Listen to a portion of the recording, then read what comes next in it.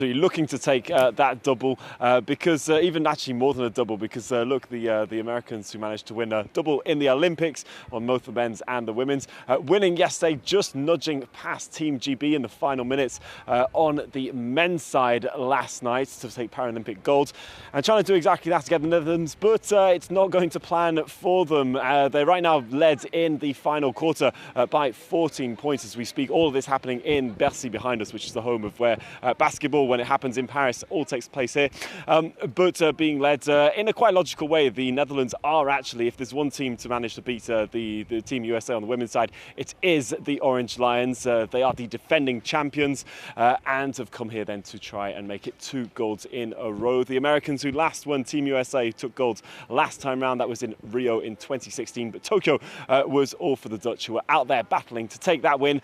And yes, look to be on course to causing a major upset to the Americans, who would have had won everything then on both the Olympics and the Paralympic side. It's not over yet. We've still got a couple of minutes left, and anything can happen in basketball until the final buzzer.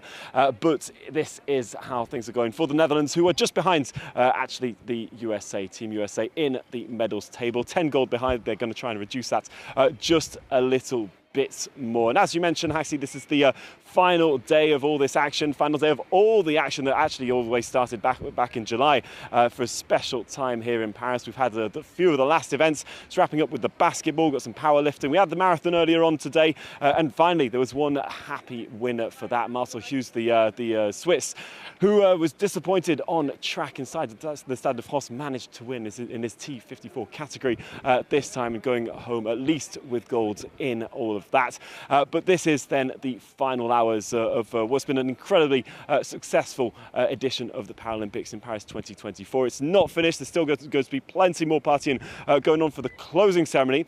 That'll be taking place in the Stade de France, but we'll have a little bit more on that as we get closer to it. We'll talk about it a little bit more later, but just to give a little teaser of an idea of what's set to plan is the organisers have decided to turn the Stade de France into a giant nightclub tonight.